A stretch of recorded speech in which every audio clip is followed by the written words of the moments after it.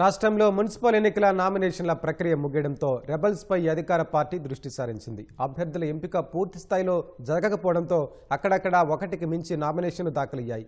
ఫిబ్రవరి 3 వరకు బీ ఫామ్లు ఇచ్చేందుకు నామినేషన్ల ఉపసంహరణకు గడువున్న నేపథ్యంలో రెబల్స్పై దృష్టి సారించాలని ఇన్ఛార్జీలు, స్క్రీనింగ్ కమిటీలకు రాష్ట్ర నాయకత్వం సూచించింది.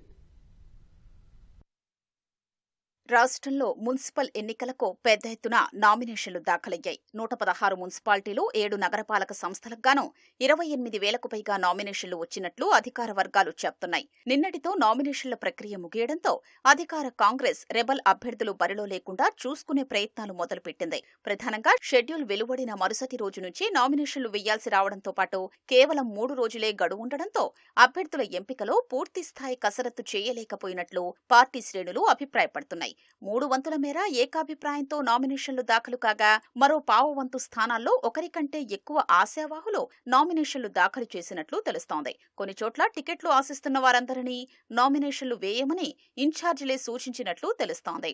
ఫిబ్రవరి 3 వరకు ఉపసంహరణకు గడువు ఉండడంతో ఒకటికి మించి నామినేషన్లు వేసిన స్థానాల్లో నేతల్ని సమన్వయం చేయనున్నారు.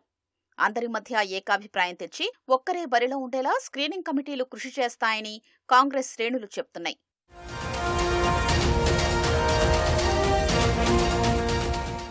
పంచాయతీ ఎన్నికల్లో రెబల్స్ బెడదతో కాంగ్రెస్ భారీగా నష్టపోయినట్లు భావిస్తోంది. మద్దతుదారుల మధ్య సరైన సమన్వయం కుదరక వందల సంఖ్యలో పంచాయతీల్ని చేజార్చుకుంది.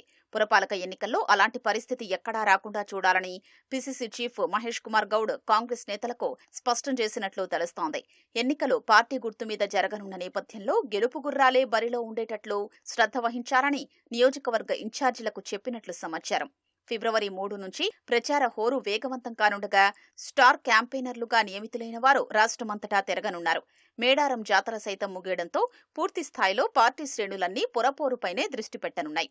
పార్టీకి నష్టం వాటిల్లకుండా అత్యధిక స్థానాలు కైవసం చేసుకునేలా ప్రణాళిక ప్రకారం రాష్ట్ర నాయకత్వం ముందుకెళ్లనుంది. పీసీసీ అధ్యక్షుడు మహేష్ కుమార్ గౌడ్ ఎప్పటికప్పుడు లోక్సభ నియోజకవర్గ ఇన్ఛార్జీలతో మాట్లాడుతూ తగిన నిర్దేశం చేస్తున్నట్లు సమాచారం. నామినేషన్ల ఉపసంహరణ గడువు వరకు పార్టీ నేతల్ని సమన్వయం చేసుకుని రెబెల్స్ ను పోటీ నుంచి తప్పించి వీలైనన్ని ఎక్కువ సీట్లు సాధించేందుకు కార్యాచరణ సిద్ధం చేసుకున్నట్లు కాంగ్రెస్ వర్గాలు వెల్లడిస్తున్నాయి.